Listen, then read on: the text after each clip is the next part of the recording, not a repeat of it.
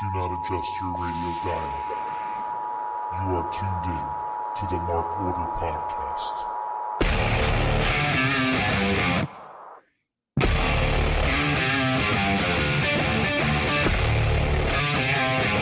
Join the Mark Order.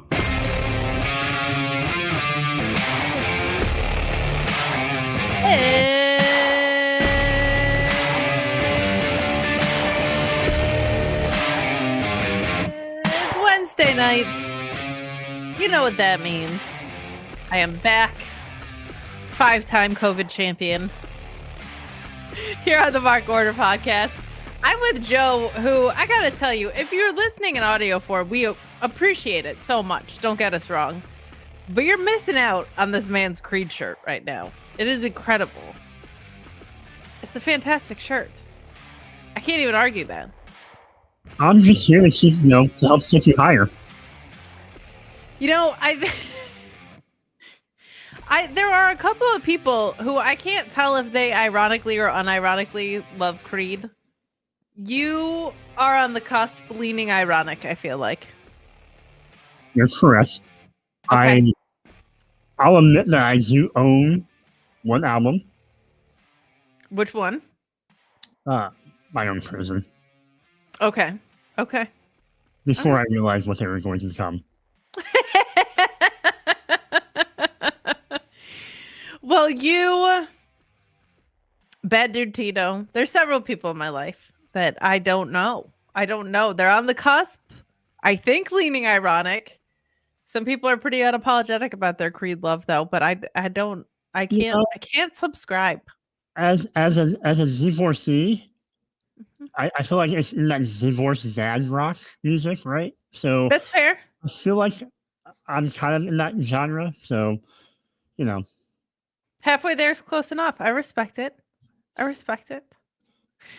We have so much to talk about because this was a great episode of Dynamite. I haven't been here in a couple weeks. We have All Out that happened. We have a new women's champion. We have no Ryan, so this is going to be a great day. But we thank you so much for hanging out in the chat with us. We got Pieces. We got Lord Kev. We got Taylor Cannon. We've got Matthew Hooks. We got Greg Terry. We got Scott George. We got 1LT Photo. I don't have lungs anymore, sadly, but I'm doing my best.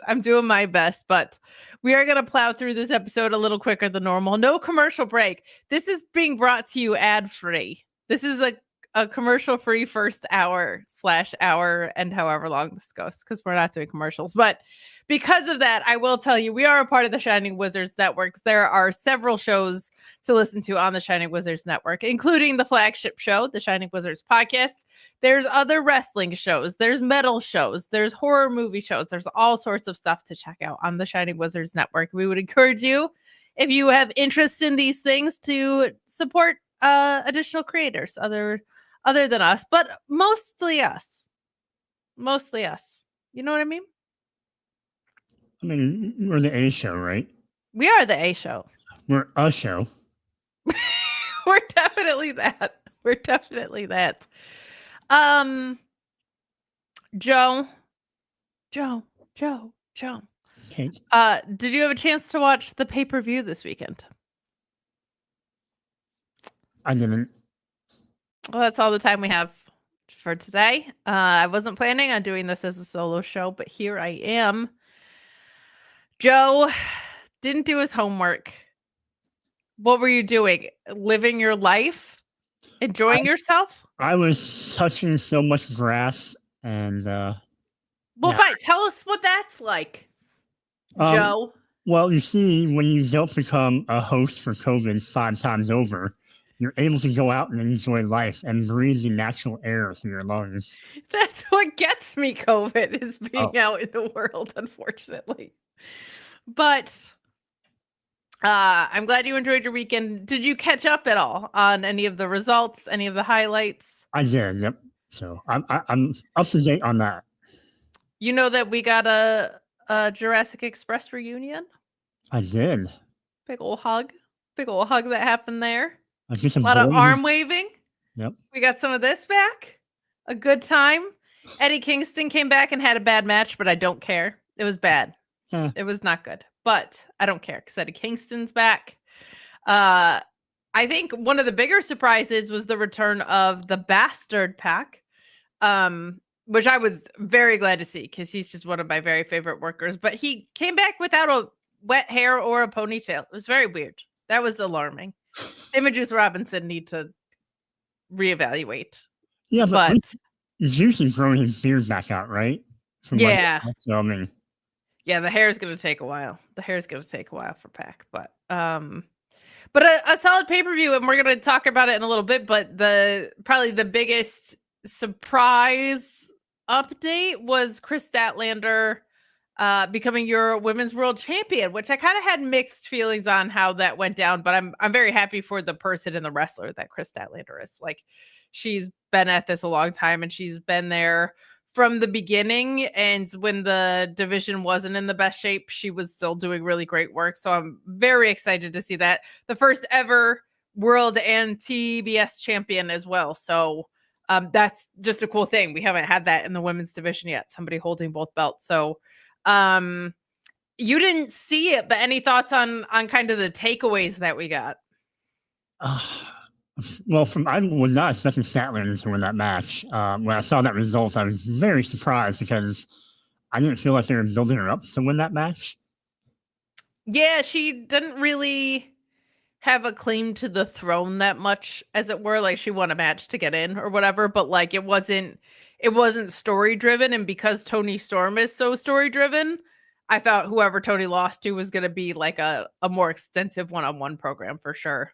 Mm-hmm.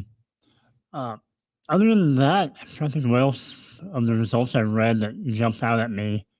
It was nice to see Briscoe win. I thought MJF was going to win that match. Yeah, that was a nice. I kind of thought it might go that way, but that was definitely like still a surprise in a sense that Mark Briscoe went over. I liked that choice, especially because it seems like he's going to be gone for a little bit, but he had a great match with Mystico the day before and got his ass from Mexico to Canada in the middle of the night and wrestled this crazy tack match, which is not normally his kind of bread and butter. But yeah, that was a surprise too, for sure. And then I didn't see the match between Heyman and Fletcher, but was it one of those matches where it was an arrival type of match for Fletcher, or was it just a really solid match? It was probably somewhere in between, just because like I feel like him and Ospreay have put on such spectacular matches. It's kind of hard to say this was like an arrival match, but it accomplished what it set out to, in my opinion, which was the story was you're not ready to be world champion, but like the story of the match is like, but you're going to be pretty soon, probably. Like, you're really good at this. So it was a lot of Kyle Fletcher just beating the ever-loving dog shit out of Hangman, which was a fun story to tell because Hangman's such a tough badass that seeing him be vulnerable in that way, I found really cool. I think my match of the night, you could really go either way between that and the triple threat with Mascara Dorada and Okada and Takeshita was disgustingly cool. Like, it was so much fun. But to answer your question, I think it was kind of somewhere in between. I think it was a mix of like, this dude is a megastar, but we also kind of already knew that sort of thing. But it was definitely a different story. And I'm excited to see. I feel like we're going to be getting him versus, well, we know we're getting him versus Hologram, but I feel like he's going to be messing around with the conglomeration for a little bit. So I'm excited about that. I'm excited about it. Any other questions since you didn't watch? So is the triple threat, that's the match I should go back and try to find to watch if I'm going to pick one? Well, your girl might have a free link for you to watch, so let me just send that to you. But if you are just looking for something that's an absolute fucking blast in ring, I would say that's the one. If you're looking for something that's like, there's definitely a little more meat on the bone story-wise, I feel like, with Fletcher and Hangman, just by the way it was built and the nature of it being a one-on-one match. But like in ring, you're watching Takeshita and Okada, and Mascara Dorada is such an interesting piece. And I had said this a while back, and I still want it to be true. I would love for the story to be Okada, the greatest tournament wrestler of all time, losing that title to Takeshita because he won the G1 and the C2 in the same year. Like I think that would be fun, and then you have Takeshita beat Okada for that Continental or the unified title. I guess it's not the Continental Classic anymore. It's the unified Universal Tournament. I don't know what it is, but it'll always be the C2. It'll always be. They should just call it the C2 and not have it stand for anything. I love this. Dorado was amazing, like a pesky, flippy mosquito. They did a really good job of having him as an ingredient in that match. Like, I don't know if I've ever seen a triple threat produced the way that one was before. It was really compelling. It was really compelling, but really solid pay-per-view. Really solid pay-per-view. But we'll dive into this episode of Dynamite in a minute. There's not like a ton of news and notes to talk about here. Shibata's not cleared after their tailgate brawl. But the big news is that Gail Kim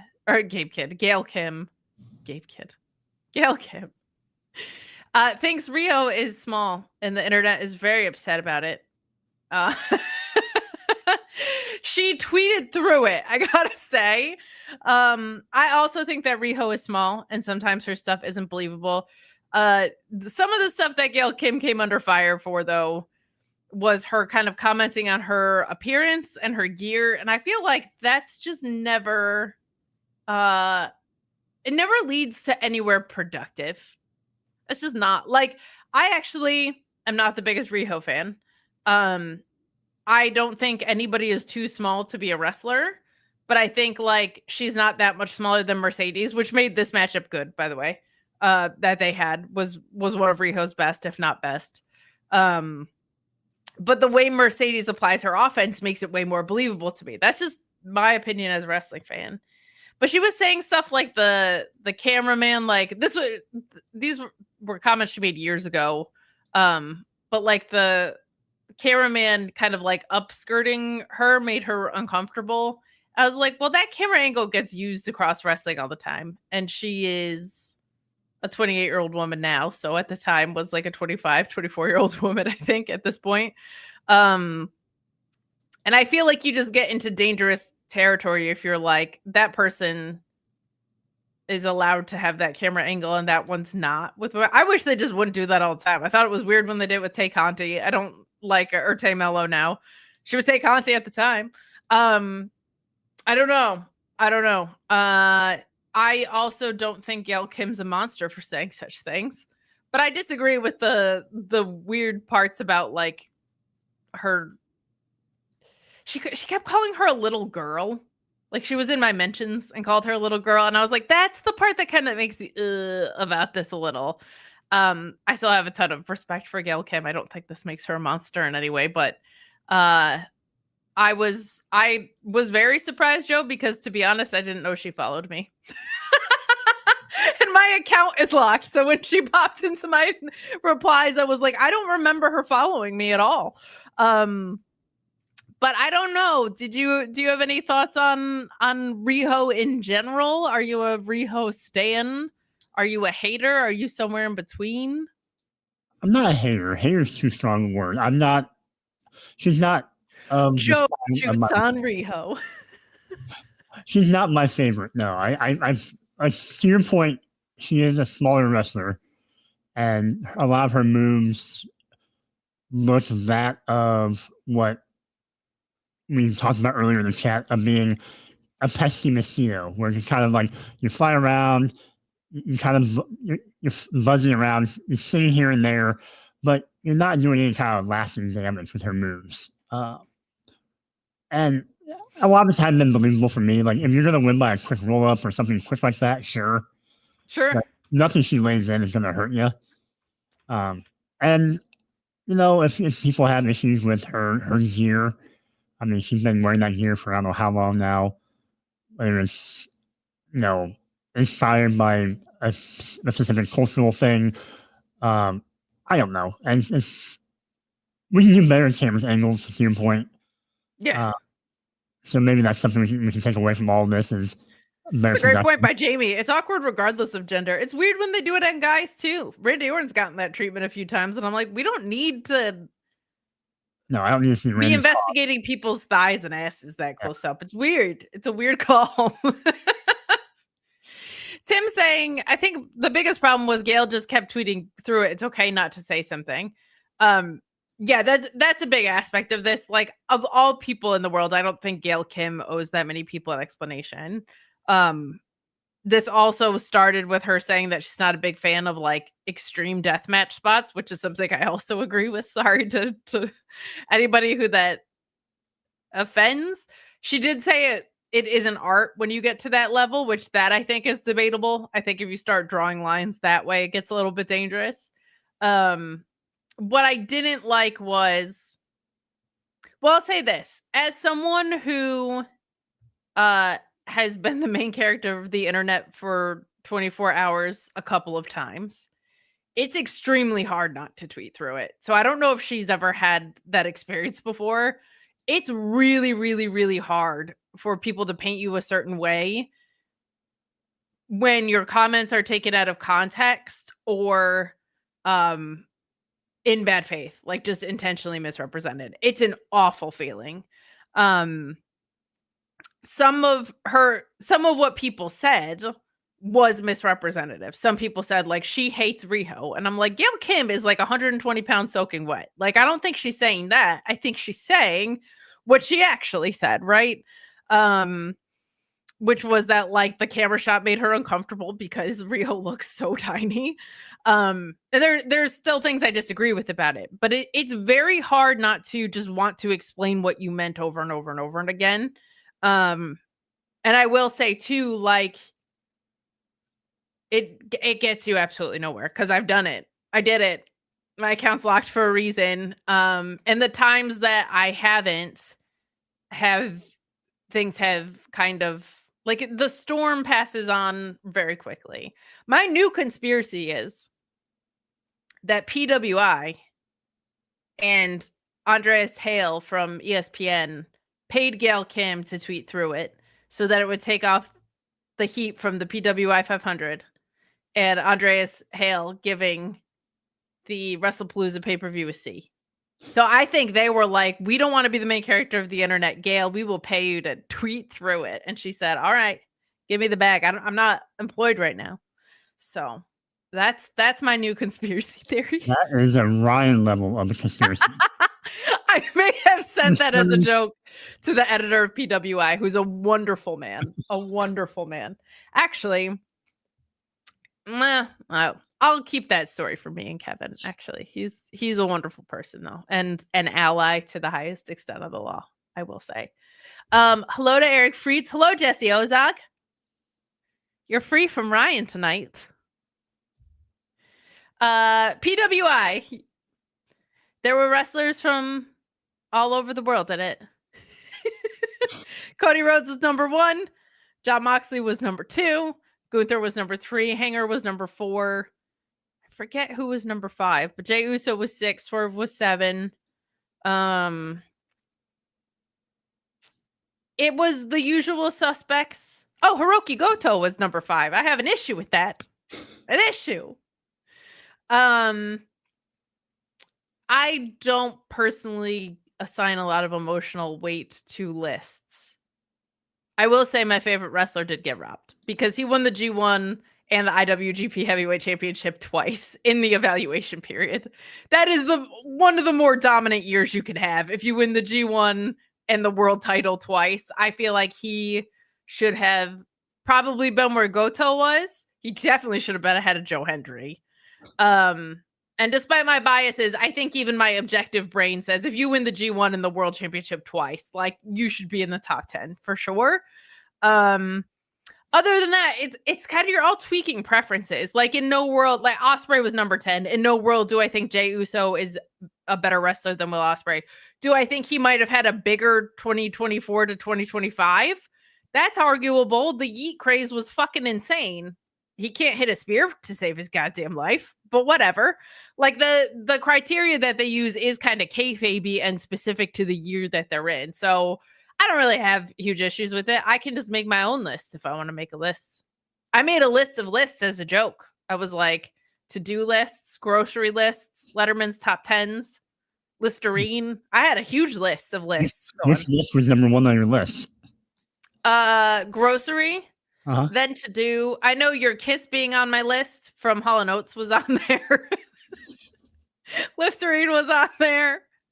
Letterman's top 10 was definitely on there. The PWI 500, I think, was number 10. I think I did that as a bit, but The list always kind of are a weird, subjective thing of, do you go by in-ring work? Do you go by how much a promotion's put back in a wrestler and a storyline to just help get them over?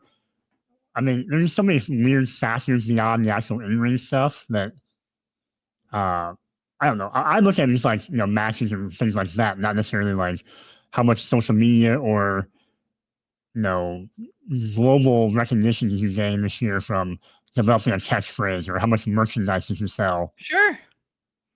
Even so, like, I did not like the Death Rider stuff, but Jon Moxley being number 2, I'm like in my head, it was Hangman's year, but then I look back and I'm like, oh, well, the evaluation period is from June to July, I think. June to July. So July to June, that sounds more accurate. So there's also things like that of everybody just looks at the year it's been so far or whatever. And it's like, that's not how that works. But I know what works here. Kylie's here. Hi, Kylie. We love you around these parts. Well, should we talk about this episode of Dynamite? We should. Should we dig in with a fork and a knife? No spoon? Not yet. We'll introduce the spoon a little bit because we were digging in to some things, but we'll start with our fork and knife because we get some meat to kick us off with this World Championship with Brodito and Gates of Agony. So we have Hangman backstage addressing Kyle Fletcher, which I liked before we get to this opener. And he says he was taken to the limit on Saturday, which I believe to be true watching this match. Like, the story was Kyle Fletcher kicks the shit out of Hangman. Watching it, I was like, this story is being very well told because it feels like Hangman's getting his shit kicked in for real right now. But Paige says he wants to see what Fletcher does next. I like what we get later in the show with that. But that they're in Pittsburgh tonight. And so Lee Moriarty is a Pittsburgh boy, and that he is going to defend his title against him tonight, which I thought was a really special choice. Like, I like that they did that because Lee is fantastic. And he's been kind of tucked away on ROH, but having incredible matches over there. So I'm glad that he got to shine a little bit. Any thoughts on our opening promo? No, I like the fact that how they put Kyle over after the loss and kept building him up. I was a little confused about the title match. I know Lee's obviously a hometown guy. I just wasn't a fan of an open title challenge for the world title. It is a little so tricky right now because MJF's going away to film. Your big three are out, even though they're faces. It's kind of tricky of like who's going to be the first like real challenger. But for a week after a pay-per-view, I don't mind it because it's like you got your world champion defending his title the week after a pay-per-view, and you can't really snap a story together. But I'm with you of like I would rather the mid-card title be the workhorse open challenging type title. So I hear you. I hear you on that. Old-fashioned where I don't want my world title to be open challenge, and I didn't want it to be in a weird like bottom of the first hour slot. That's fair. That's fair. This was a loaded episode, though, I will say. And I think it was cool that because they wanted to save the big announcement for the end, I thought it was a cool choice to have Chris defend at the end of the show instead, especially because we've seen such a concerted effort on AEW's part to men's and women's world championships are equal. But I'm with you. Like that's not the vibe of the world title, but let's dig into this tag match. We have Ricochet, who is on commentary. I don't mean to sigh. I'm still getting my stamina back after having COVID for the 5th time. So if you hear me like sighing heavily. It's not because it's not a reflection of the show. I thought it was a very strong episode. I was very excited Ricochet was on commentary. If I could properly, I would. But if you love meaty matches, Brodito versus Gates of Agony is for you. I think Ricochet's great on commentary, and I find it so funny that the rep on him for so many years in AEW or in WWE was like, he doesn't have a character. Because I think it's a strength of his. Like, I understand the temptation by WWE to make him a superhero because look what the guy can fucking do. But like, he's really locked into this stuff, and I like him on commentary. I thought this was a lot of fun, but this match being exactly what you would want and expect. It ends with King doing a suicide dive on the outside while Bandito hits the 21 plex for the count. I love that they like switched roles there, that like Brody King's the high flyer and that you get a 21 plex from Bandito, because you would expect the strong guy to do the strong guy stuff and the high flyer to do the high flyer stuff. But this was a whole bunch of fun. I really like Gates of Agony. I think Toa Leona is smooth as hell, and it's not like they haven't gotten TV time before. They were Swerve's backup. They've been around, but like, this is the first time that they've kind of felt important. And what you didn't see on the pay-per-view was they beat the Hurt Syndicate as well. So I'm hoping this means they're getting lined up for a trios title shot. I think it would be a cool way to get gold on Ricochet too, since he came into the company wanting it and hasn't gotten it yet. But I thought this was fun as hell, and they have done a really good job of starting to turn this tag team division in the right direction after years of it being errant. Really fun stuff. That military press slam onto Khan into Leona was nuts. Like they've done some fun stuff, and Brodito continues to have a surprisingly great tandem offense considering how long they haven't been a team. I'm really impressed by them. What says you about our opening match here? I like the fact you called out how they kind of swapped places as far as Bandito and Brody. I think that was kind of evident from like the first start of the match where Bandito won, like, be the first one in the match and take on the bigger guy. Loves his hot tag. I thought he did a nice hot tag in the match. Yes. And also agree with you that this is by far been, in my opinion, the best thing that Gates of Agony have been a part of during their time. I mean, you said they've been a part of Swerve's backup and some other groups, but this feels like they have a really actual focus on them and not just, being backup to someone else. Yeah. It's cool. It's different. And I feel like there's a lot of people who, I love them, but there's a lot of people who find their presentation reads a little boring. So to put them with someone as ridiculous, quite frankly, as Ricochet, plus the in-ring contrast that you get with the three of them, I think is a really, really stellar call. Like, I like all of that. So I thought they controlled most of the match tonight. I mean, I thought they dominated a good portion of it. They definitely did. And I like that too, because I feel like it's so hard to make Brody King. I don't know how to phrase this quite, but like, Brody King, when you look at him, it's hard to believe that anyone's going to beat him. And then you see him do sentons and suicide dives and all these other moves, and you're like, but literally, how does anybody beat him? But he's really good at selling. And because Gates of Agony are bigger guys, I feel like you can make it work. And like, he has a small tag team partner, right? So, but Jamie's saying the same thing, like, hard to make Brody vulnerable at all. It is, but he does a good enough job selling stuff. And sometimes you can buy into the idea that like his own momentum is too much for his own good. Sometimes, like, if he's willing to make those moves as a big guy, sometimes high risk doesn't come with reward, right? So I think they have to be careful about the way that they agent matches for him. But I really am having fun with this Brodito tag team. And you're right, like, they did a good job tonight of letting GOA get to show what they can do. And I'm a fan of that. So decent little heel team brewing, and I'm excited about the tag division for the first time in a long time. But we move on to Miss Alicia Friedman. Congrats to her and MJF. She's never going to get to go on a honeymoon, but it is what it is. Alicia is with the conglomeration. Mark Briscoe tells the Don Callis family to bring out their heaviest hitters that they got. They're in Pittsburgh tonight. He's ready to whip some ass. Alicia asks about the final man, and man, do they play coy about telling you it's going to be Orange Cassidy. You get Mark Briscoe saying that the word of the day is mystery, and no matter how hard you try to squeeze it out of him, he's not going to give up this juicy information, and that the future looks so bright, they're going to need to put shades on. Kyle O'Reilly also doing Kyle O'Reilly things the whole time. Makes me so happy. I was a big fan of Cool Kyle in NXT wearing his bucket hat. A lot of people want the violent artist, and I understand that. I'm okay with him being extremely silly and being a violent artist in the ring. I love me some KOR. I love that Willow is a part of it. I love that this group is just a franking group all the time. Like there's just constantly members in and out. But it's fun.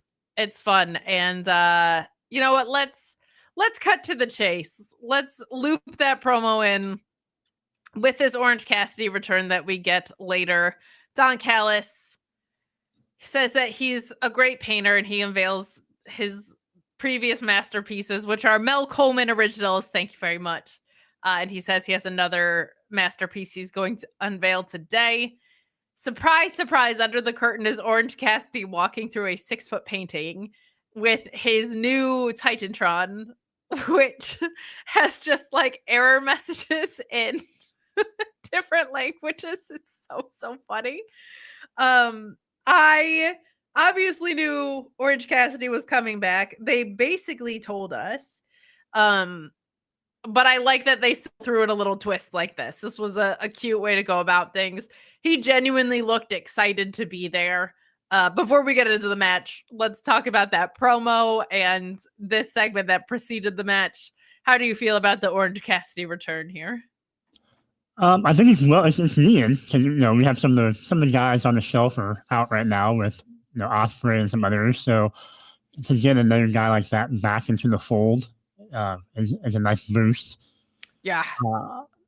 Conglomeration is what it is. It's Island of Misfit Toys, and I don't know where Roddy fits into all of it. I feel like he's always the awkward odd man out. They are telling that story, which I like. Like, if you're not watching Collision, you don't see how much it's advancing. But, like, I love this thing where Kyle O'Reilly has this naivety about him. Like, I love that. Like, he just doesn't understand why we can't all just get along. And Roddy is clearly not into this idea. I feel like, as soon as you lose a Swerve and an Ospreay and whatever, to get Eddie Kingston back, to get Orange Cassidy back, to reunite Jurassic Express, they're doing a good job of saying we need balance in our product. We cannot have these dominant heels. I think you're going to be getting face Jon Moxley somewhat soon. Like, I think they'll let that percolate for a while with him and Garcia, but it feels more and more like that's where it's gonna head. I hope Claudio is the one that stabs him in the back, but let's talk some more conglomerating versus the Don Callis family. Like you said, Mark Briscoe won, so I like him wanting to kind of continue his momentum, but you got the pockets drop kick to Okada and Takeshita before the bell even rings, and I just love that because Okada has such a great drop kick that it would be like he gets taken out by a pockets one is really fun. You get Cassidy and Hechicero in the ring, which is a singles match I now want to see because that's one of those ones you don't really think of, but you're like, oh, I could see that being very, very fun to have like this hefty Lucha Tekker versus Orange Cassidy. I think would be very fun, but this ends with an orange punch and a portal bomb. 1, 2, 3. Mark Briscoe, Hologram, and Orange Cassidy conglomerate their little hearts out to win this. And then post-match, Kyle Fletcher comes out and he calls out Hologram, which is something I was so glad to see because he says, you're 34-0, or are you 34 and scared of Kyle Fletcher? And the fact that Hologram hasn't had a title shot after being 34-0 is something that we can't ignore anymore. And I'm glad that they're finally paying it off. Losing to Kyle Fletcher is your first loss. There's no shame in that whatsoever. And we have this evil clown character who I think is going to pop up and probably play a part in this. I really like this use of talent because we have yet to see Hologram in anything really meaningful in all those wins. I liked the match. This was to just make everybody feel good that Orange Cassidy is back, but I like the post match even better. And I'm hoping they've got that like Title Tuesday show coming up in Jacksonville. If we get to Orange Cassidy versus Kyle Fletcher by that point, like he's working his way through, I think that could be a whole bunch of fun. But how did you feel about this match and the post match that followed?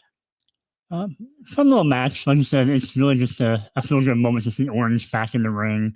I felt like it was a little predictable, obviously, with who's in the match, and that Hechicero is going to catch a pin.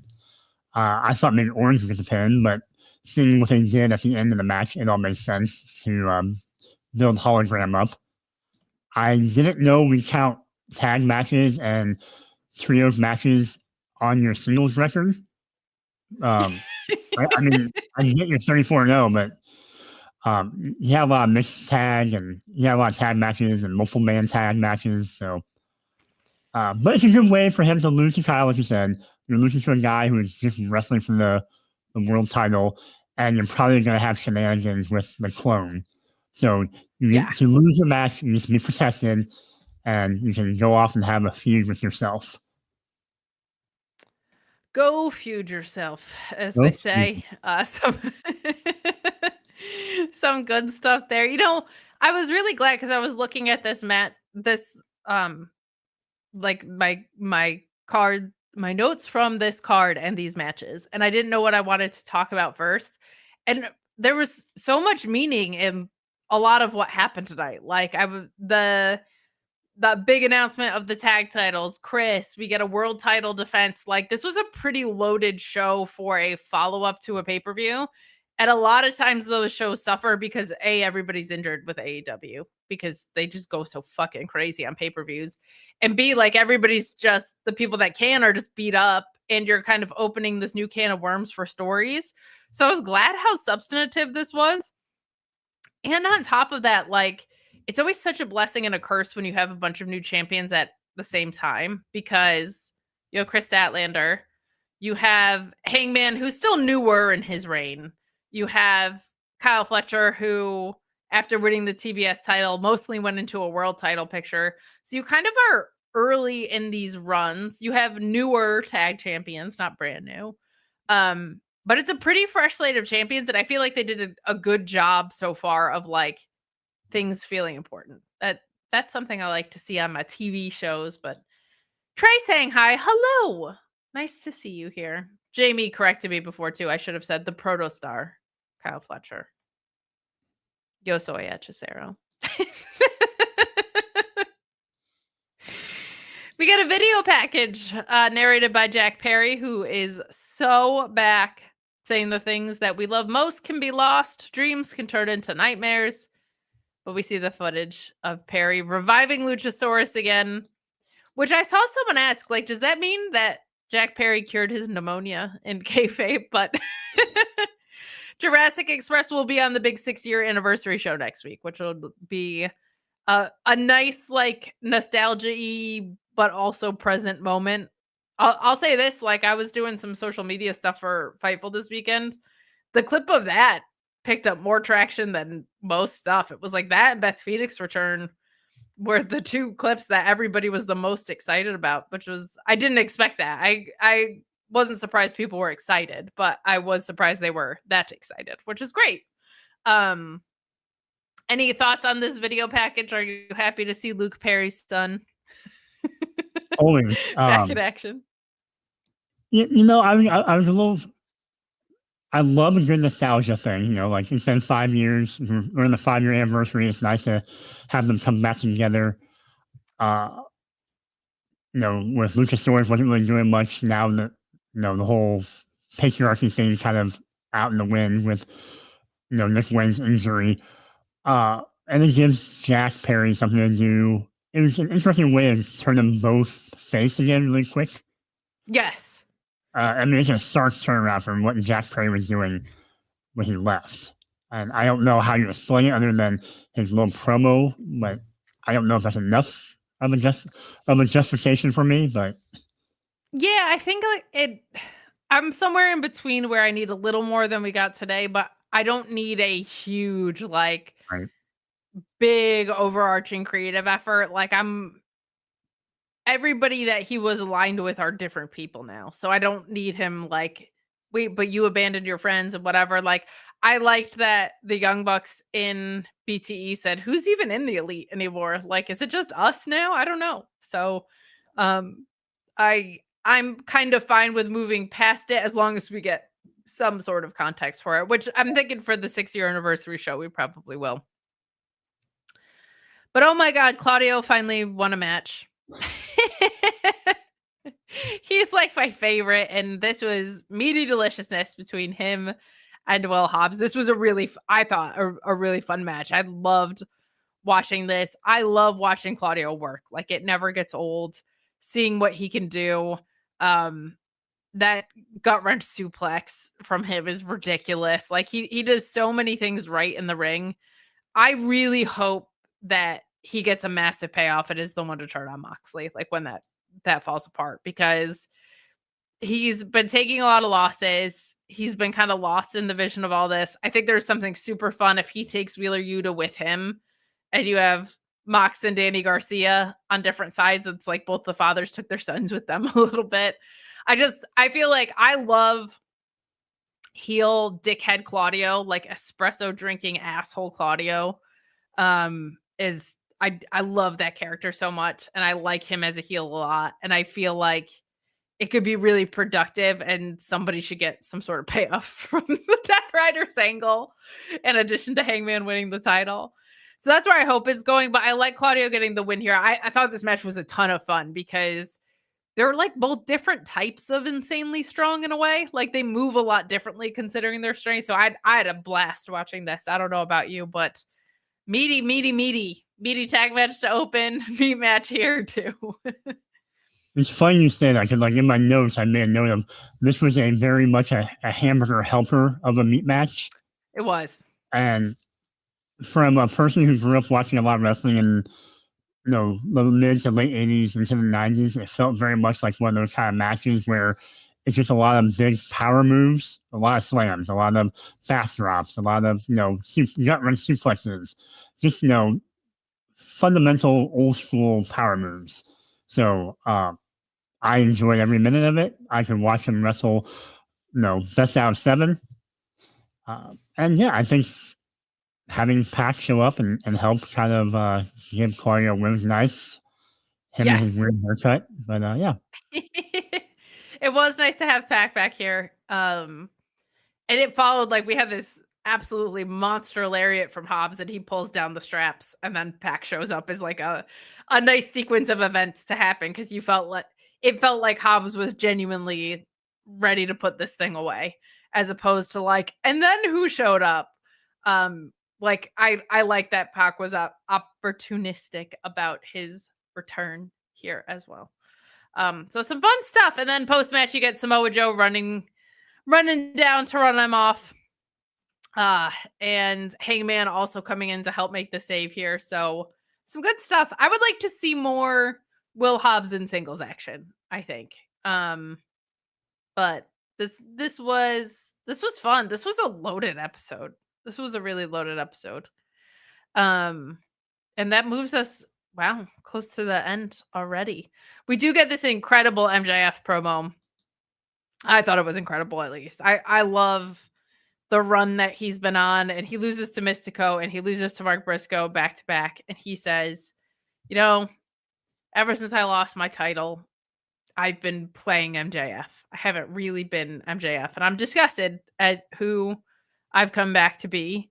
And he goes through everything. He says Adam Cole broke his ankle and broke his heart. He even says, like, I know that sounds cheesy, but it's true. He did a very good job in this, in my opinion, of just being like, I love how angry he is at everybody else, but today he was like, and I'm fucking mad at myself and I need to go away. Like, it felt very authentic of like moments when you hate yourself. It kind of like resonated a little bit of like, in moments when you don't like yourself, you kind of feel this way. You like start to evaluate everything that's ever happened to you, and you don't know if you're going to get out of it, and you don't know how you're going to get out of it. But considering this is like a pivot to him probably going away to film Violent Night 2, which is kind of a cool role for him to get as a Happy Gilmore follow-up. To do like a Christmas horror movie is a pretty wild next choice. I thought this was really well done. I like that they filmed it when he still had the tax in him. One which was fake because he eats it. But like even him walking away shot, he's got all these tacks in the bottom of his boots. And I also think it leads to intrigue about how he comes back, who he comes back with. Will he bring Alex Hammerstone with him? Will he just show up an angrier version of himself? There's a lot of questions for what his return looks like because he still has that contract as well. So what do you think of this MJF promo that we got? I really liked it. I think he's been on a good run of work. Excuse me. No, yeah, I really enjoyed the promo. I like these promos from him that are a little different than his usual ones where he's talking to his opponent. This is very much more introspective, and as a character, we know how much he is insecure about himself and always questioning himself. So I like the fact that he's realizing that he has imposter syndrome of himself right now. Maybe all the acting he's been doing in Happy Gilmore and other movies, he's been, acting the role of MJF. So I like the idea of him going away for a while and then coming back. Kind of like when he came back and he kind of shed the whole double mask thing, and he had that big return. Now this is kind of their evolution of his character, and if it goes a little bit more grittier and a little bit more sadistic and American Psycho, then I'm all for it. I feel like the most violent we saw him was his feud with CM Punk. And I would love that version of him to be the version that comes back. Like there were like clips that were on my timeline of whichever fucking app I was on. I was like, they fucking went places with that feud. Like I remember it being great, and I remember a lot of the promo work, but I forgot like him choking Punk out with the Crimson Mask, and like there was some really, really good stuff. And he was so just like hyper fixated on getting his childhood revenge back. Like that was such nasty work. I would love to see that from Max too, but the chat kind of agreeing with this, that like it's relatable in ways. It's his vulnerability is what makes the heel persona great.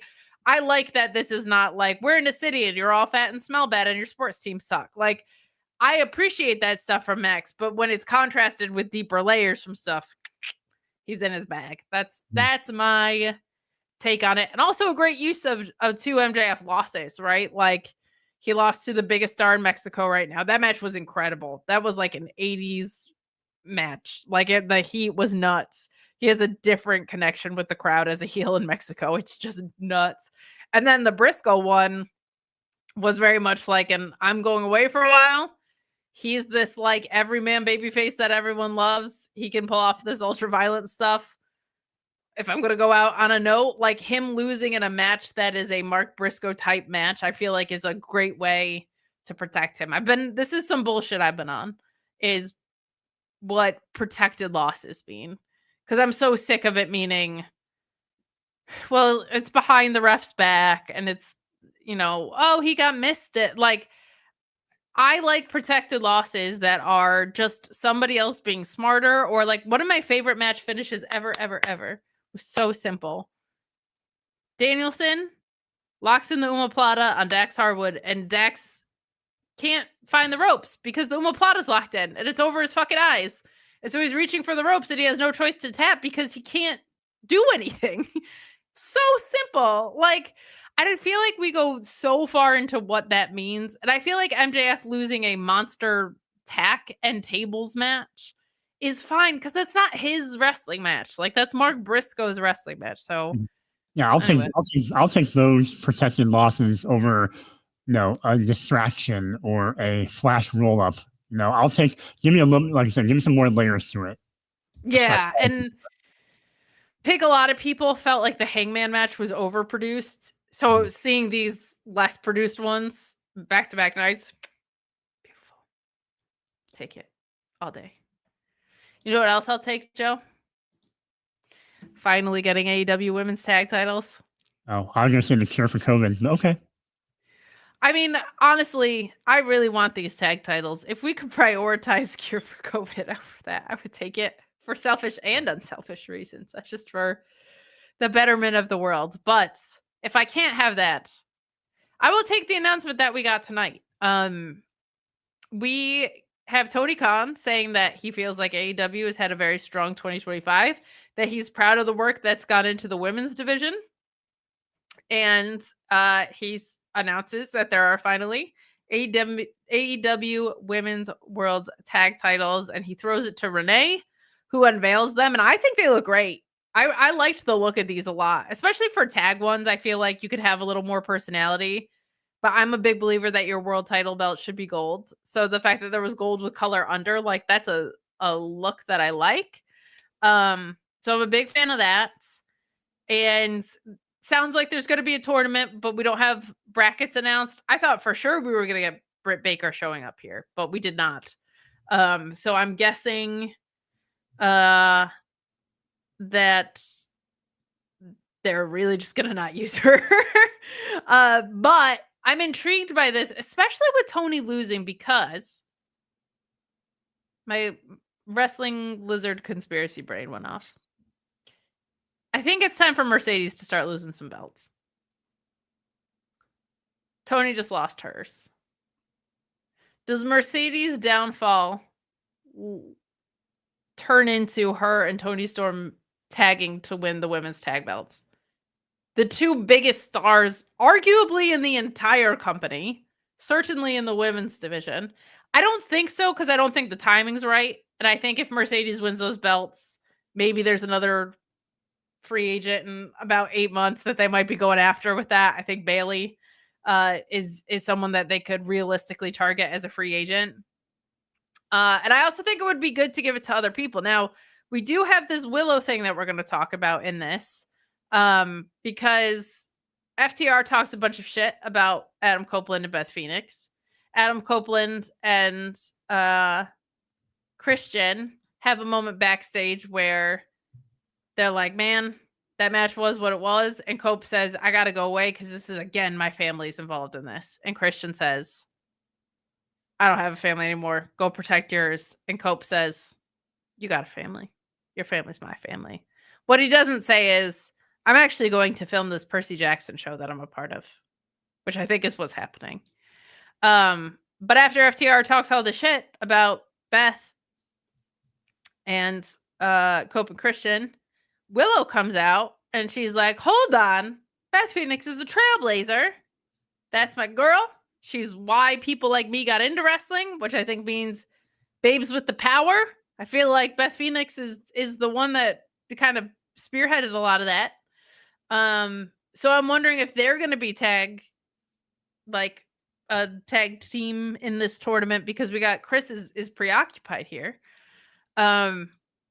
So who do you think is going to be your inaugural tag team champions? I was trying to figure out how many teams are going to probably be in this tournament. I was thinking maybe eight teams. 8 would be a good number, maybe a reasonable number. I think that's fair. 8 is probably good. So let's say we have Megan Bang and Penelope. Sure. Let's say Anna Jay and Ty. Sure. Let's do Willow and TBD. Okay. I'm trying to think who else.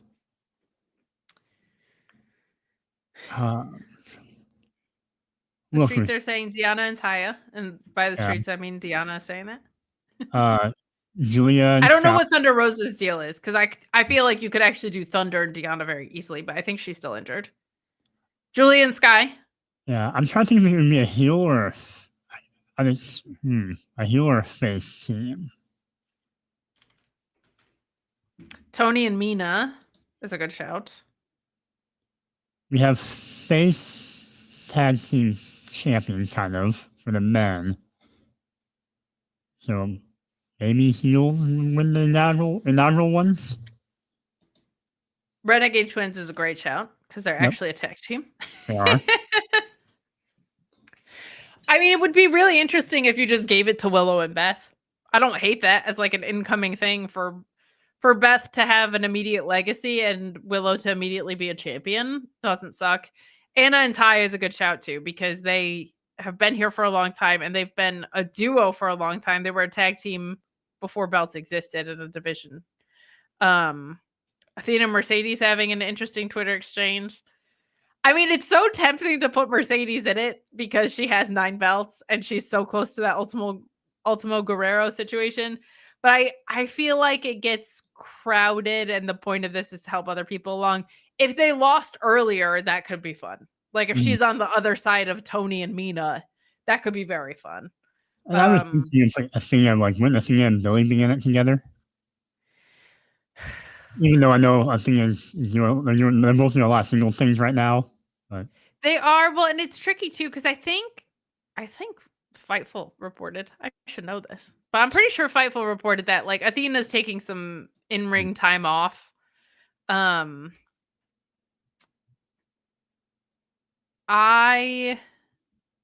It's really, honestly, it's so interesting because you could go so many directions, right? You could have Jamie Hayter and Queen Amanada team up. That would be fun as hell. Mercedes and Harley would be a really fun. Mercedes and Harley would be really fun because like they could also lose, and it like Harley takes the pin and nothing is lost. Nothing is lost. Hayter and Windsor would be fun as fuck. Yeah. Someone did suggest there's a lot of possibilities. Harley and the Puppet. Well, yes. Yeah. Harley and Mercedes, Minnie Monet and Harley Graham, I think is the way that you build that bracket out. we don't need an iguana puppet here. We have, Harley and we don't. We got Minnie Monet and. What's cool is like none of these. We're talking about a lot of teams, and none of them feel like compensatory picks. Like, and they could if they wanted to do a 16 bracket, they won't. But like, say they wanted to do 12, and they just pull some people from ROH back up. That could be fine too, but like they have the depth to do it now, which I think is what they were waiting on. So exciting shit. And then we move along to our fighting women's world champion, Chris Statlander. And I feel like they did a really good job with this. I feel like they added some good drama into this, even though obviously Chris was going to win. But the way it was put together was a nice, like, in the moment they gave you some fun moments of like, maybe they will, especially because you have all of this Death Rider stuff hanging out, and Wheeler Yuta comes out again, is in Chris Statlander's ear, and Chris uses the seatbelt pin again, but after the match you get Wheeler coming to hold up her arm, and she takes out Wheeler Yuta with a lariat that says, "I work in the same company as Nigel McGuinness." That is quite something. She gives Mox the double middle finger, and he, like, I don't know if this was a character choice or if this was his actual reaction. He could not help but be charmed by her being like, ah! She was in his face with those middle fingers, and he was smirking so hard. And she off into the sunset she goes. She's protecting Harley with her. Maybe they're in the tag tournament too, just as a team.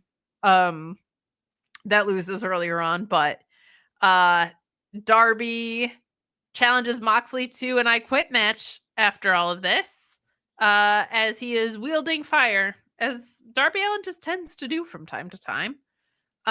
This was all really good stuff. Like, I didn't know how I felt about Chris winning the title in the moment. Seeing Chris as champion today, I was like, this kind of fucking rules. Like, I'm so glad to see her, like, with the belt. She feels like a certain champion, even though the win wasn't a certain champion, and she's winning with a flash pin. Like, I'm hoping this sets up Marina and her. I think that could be a really fun thing. But I liked everything we got. I thought the match was put together well, even though the outcome was inevitable. Yeah, I thought Mia did a really nice job working over Statlander's knee. She had some really nice, vicious things she did, like dropping the knee on the floor and some other things like that. Mina's shortcomings are always playing to the crowd too much with caught up to her. And I like the Statlander story of, the various like red herrings throughout the night of, Renee asking her about the Death Riders relationship, Yuta being in her ear too much, having that tease of her looking at Harley like she's going to attack Harley. I like all that in this match as well. She's added something to her title reign so far and gave her a little bit more depth. And I think the fact that she, had that moment where she was so defiant in Moxley's face, I think that's what he's been telling her, though. He's been saying, like, don't let anyone tell you who you are, who you can, or who you aren't, or who you should be. And he's been the one, like, they're the ones been trying to, like, tell her, like, oh, you're one of us. You should be with us. And, she stood up for herself, much like he respects Darby for doing what Darby does. This is why I think he's going face, not imminently, but sooner than later. Because, like, he is seeing... It's so weird because he pulled Garcia over to the bad guy side. But, like, I think that mentorship lasts through this face turn. Because people actually really do like Danny Garcia. They just wanted to see him actually do stuff. But, like, he likes Chris Statlander. He was smirking today. He likes Darby Allin. He loves Darby Allin. He said so in a coffin match. So I feel like the fact that he likes all these guys and is trying to challenge them to step up rather than say, I'm putting your egos into the ground. I think we're starting to pivot a little bit. But I do agree with Tim in the chat about Darby and getting way too close to the front row with a flamethrower. I felt that way too, but I was like, I also don't know flamethrower etiquette. I don't throw flames, so I don't really know how this goes. You should work on that. Doesn't Nigel do fireballs? He does. That's not his vibe of magic. That I've seen. Well, I know it's more of a Jericho thing, right? So that is more of a Jericho thing. I just realized we didn't talk about Hanger and Lee. Not in depth. We kind of glossed over a little bit. We did. It was a really good match. It was fun to see Hanger do some more technical stuff. And this was just about Lee getting a shot in his hometown. But Hangman picking up the W with this, of course. If there's any notes you want to make, that's fine. But I had fun watching Hangman work a different style than is normally his wheelhouse. But this was all about Lee Moriarty, and he's fantastic. Like, he always looks great in matches. This stole my Tekker heart from the bottom to the top. I'm always going to love a technical wrestling match, but Lee's really, really good. And like his finisher being named the Border City Stretch, I was like, he deserves one of these in Pittsburgh. Anything that you wanted to comment on yourself? No, I just assumed they're kind of similar to the Heyman Fletcher match where you're really trying to, prop up the younger guy who's been around for a minute and, having Lee Moriarty shine in his hometown was just a nice way to put him over. And Lee did a really nice job of controlling the match with his style of wrestling. To your point, he was able to do a lot of fun counters to Heyman, like you said, to get into the Border City Stretch and some other submissions. But yeah, it was fun. It was nice to see him. Otherwise, I don't see him very much. Yeah. Indeed.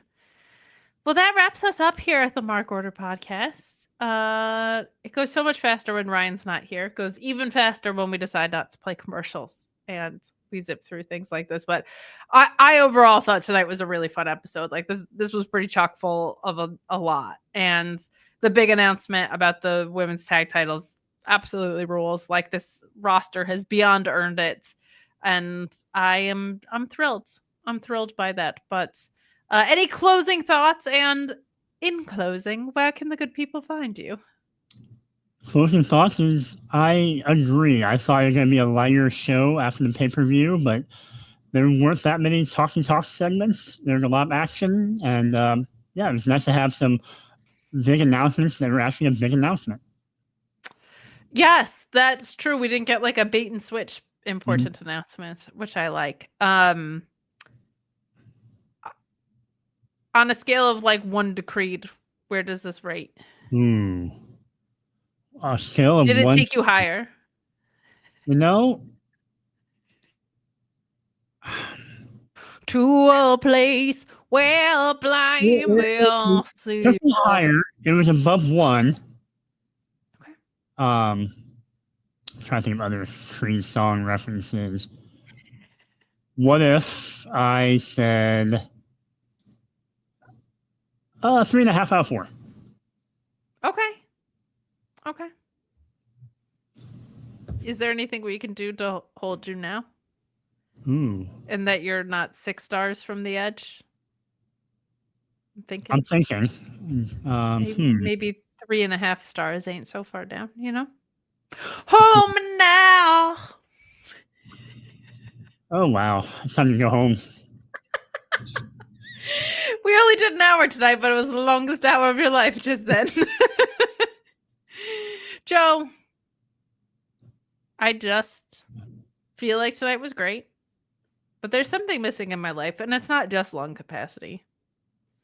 I just don't know where I can read about wacky and zany cereals, and it breaks my heart because I would love to mitigate the risk around buying cereal by reading what other people have to think about it. But I don't think such a thing exists, and it hurts my feelings. Oh. Well, lucky for you, there is such a thing. What? There is. I know. Oh, I wish I knew the author, because that would be so cool. I barely know the author. Much as MJF, I have to go find myself. Hey, go find yourself. Go find yourself, yeah. Yeah, so you can read my cereal reviews at my cereal review blog, which is linked in my social media profile. And I'm on social media at _Asian Joe. Should we plug Ryan and his history blog? There you go. I feel like he doesn't deserve it, but we will, because even though he's too good to show up for us, we'll show up for him. Here for history, a Ryan Sullivan story. It's not the history of his life, but he has moved into the world of YouTube. He edited a thing, which if you've edited any videos in your life, you know is annoying. So even if you're not interested in history, go support Ryan and his YouTube video. I learned a lot, and I'm not like a history buff. He does genuinely make it very accessible. So it's a shorter video. You can enjoy it. You'll learn a lot. Kind of an undiscovered gem for even people that are into history from my understanding. So some wild shit that happened in this country and continues to, but go over there and support. It's a well done video, and this is an important part of the next chapter in his life as he's pursuing history education. So check it out over there. If I can breathe, you're going to get more YouTube content coming up this week, but taking things a day at a time. But I am back in my regular schedule at Fightful. I will have the No Mercy review this weekend. We will see how that goes. Obviously, Uncle Jesse's going to hate it because he's all have mercy. And NXT's like, no. But we'll be reviewing that and other pathetic invasion angles like we got last night. Nothing says invasion angle like your entire roster wrote a strongly worded tweet and then showed up in dribs and drabs and then invaded in the last match. But whatever. They're going to do what they're going to do. I'm going to review it on Tuesday nights and on PLEs. Friday nights doing the SmackDown post show as well. Mondays on Fightful Select reviewing Raw. Thursdays I take off, but Wednesdays right back here at the Mark Order podcast. Thank you so much for joining. Oh yeah, 1LT Photo made the thumbnail art for Riot, and I believe his logo as well. So support him, support 1LT Photo, support the friends over here. But we are gonna get out of here. Have a safe and wonderful rest of your wrestling week. Goodbye and good night. Outro overlay. I gotta scroll down here. Hold on. Give me a break. Oh, where's the outro? There it is.